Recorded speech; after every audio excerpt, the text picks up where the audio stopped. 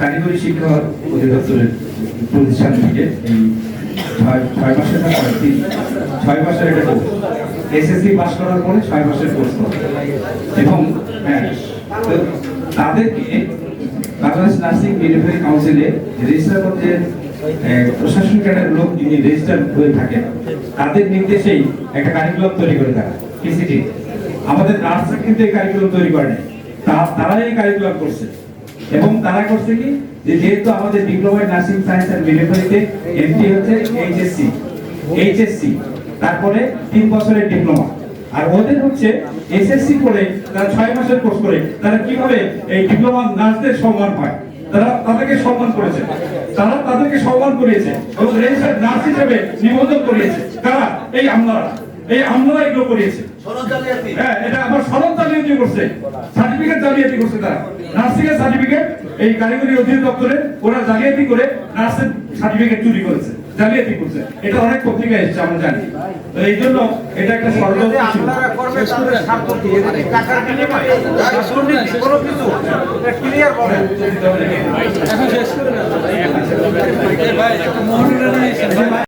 আমরা তো সরে আসি। আপনারা দেখেন যে যেখানে নার্সিং এর মতো একটা সেনসিটিভ পেশা, সেখানে কারিগরি বোর্ডের আন্ডারে যে পিসিটি অর্থাৎ পেশেন্ট কেয়ার টেকনোলজি যারা কোর্স করতো, আমাদের সাথে তাদের এডুকেশনাল কোয়ালিফিকেশনের মিল নেই। তারা এসে কারিগরি বোর্ড থেকে আমাদের বোর্ডে এসে আমার জায়গা দখল করবে, তারা আরেক হয়ে বেরোবে। এখানেই তো বৈষম্য বোঝা যায়। তো বৈষম্য সেটা কারা শুরু করেছে? সেই যে জায়গাগুলো কারা শুরু করেছিল, এই বৈষম্যের জায়গাগুলো সেই আমলারাই শুরু করেছিল। এখন সেই যে আমার যে একটার পর একটা বৈষম্য, আপনারা জানেন যে আমাদের নার্সিং এ অনেক সংস্কারের প্রয়োজন, কিন্তু সেই সংস্কারগুলো আমরা এতদিন ধরে দেখতে পাচ্ছি না। এবং আপনারা জানেন যে আমরা একটি আন্দোলনে গিয়েছিলাম পিসিটির কারণে, যখন বৈষম্য বিরোধী ছাত্র আন্দোলনে 15ই জুলাই যখন তারা রাস্তায় আহত হয়েছিল, তখন সেই আমরাই ঢাকা মেডিকেলে ছুটে গিয়েছিলাম নিজের আন্দোলন রেখে তাদের সেবা দেওয়ার জন্য।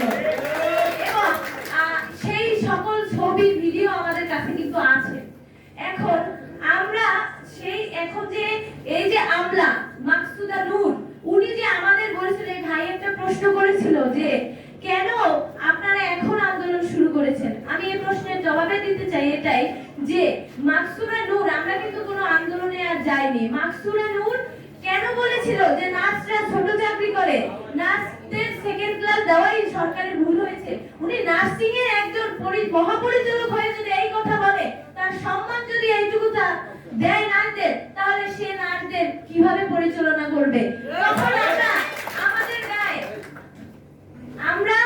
আমরা যদি নার্স, আমাদের গায়ে যদি রক্ত মাংস থেকে থাকে, তাহলে তার প্রতিবাদ অবশ্যই আমরা করব এবং করা উচিত। কারণ উনি আমার পেশা নিয়ে কথা বলছে, যেখানে নার্সিং পেশা একটা ইন্টারন্যাশনাল পেশা, সেখানে বাংলাদেশে কেন এত বৈষম্য থাকবে এত বড় একটা পেশা নিয়ে, এবং আমাদের কেন অবহেলার দৃষ্টিতে দেখা হবে? আমার প্রশ্ন এইখানে।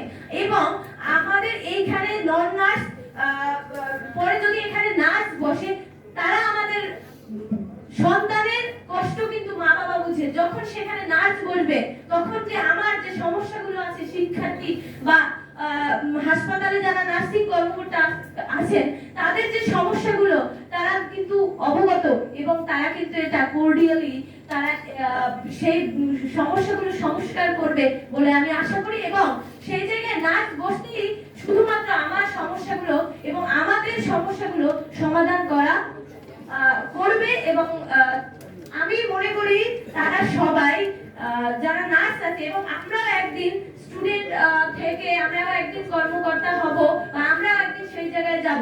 তো আমার পথগুলো যদি আমরাই পরিচালনা না করতে পারি, তাহলে বৈষম্য কিভাবে দূর হবে? বৈষম্য দূর হবে না। তো আমার পথগুলো পরিচালনা করতে আমাকেই লাগবে, কারণ আমিই জানি আমার পদের কোথায় কি সমস্যা আছে।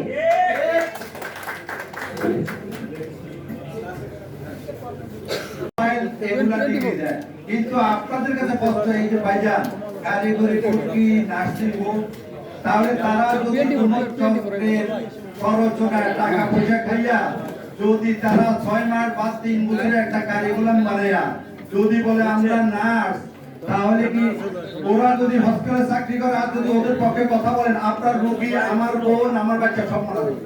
তারা তারা একটা ইনজেকশন দিতে জানে না, তারা রোগীর কোনো প্যাথোফিজিওলজি জানে না, তারা মেডিসিন সম্পর্কে কোনো জ্ঞান নাই, নার্সিং ডায়াগনোসিস সম্পর্কে কোনো জ্ঞান নাই।